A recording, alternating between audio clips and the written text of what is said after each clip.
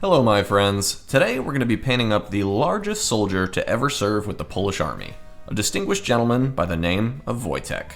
Wojtek the Bear.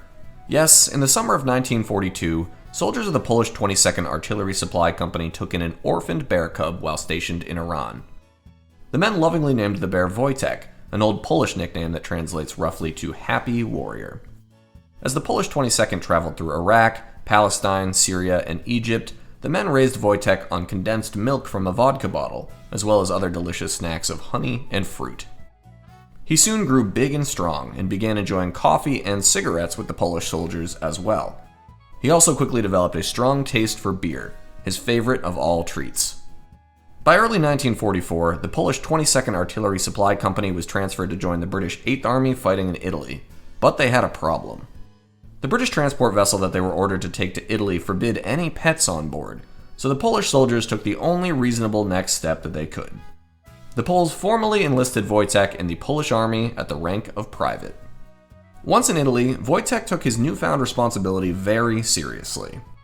After watching the men of his company loading heavy 25-pounder ammo cases into a supply truck, the now 200-pound Wojtek started grabbing his own share of the ammo crates and schlepping them along right beside his fellow soldiers. By the end of the Battle for Monte Cassino, Wojtek was promoted to corporal for his good work resupplying troops alongside his beloved 22nd Artillery Supply Company. In addition, the company formally adopted his likeness as their official emblem. After the war, the 22nd Company was deactivated in Berwickshire, Scotland, and Wojtek happily went into a well-earned retirement at the Edinburgh Zoo. Wojtek spent the next 16 years of his life being visited by adoring fans who came from all around the world to see Wojtek, the famous fighting bear of World War II. Wojtek died 60 years ago this week at the ripe old bear age of 21, hopefully with a belly full of his favorite beer.